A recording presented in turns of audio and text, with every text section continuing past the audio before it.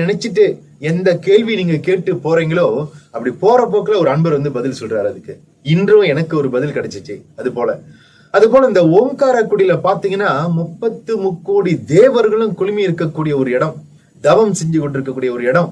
நம்ம வாசம் உள்ள ஒரு இடத்துக்கு போயிட்டு வந்தோம் அப்படின்னா உள்ளுக்கு போயிட்டு வந்தோம்னா கொஞ்சம் வாசமாச்சு நம்ம மேல இருக்கும். அதே போல எவ்வளவுதான் பாவங்களை செய்தாலும் என்னென்ன கர்மங்களை செய்தாலும் இந்த இடத்துக்கு வரும்போது இங்க வந்துட்டு போகும்போது இங்க புண்ணியம் முழுக்க முழுக்க புண்ணியம்.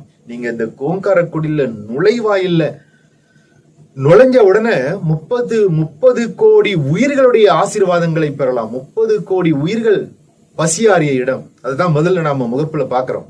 அதுக்கு பிறகு தவக்குடில், அந்த தவக்குடிலுக்கு அருகில தான் நம்முடைய குருநாதர் இப்ப தவம் இருந்து உலக உயிர்களுக்கு அருளாசி தந்து கொண்டிருக்கின்றார்கள். அப்படிப்பட்ட ஒரு வாய்ப்பை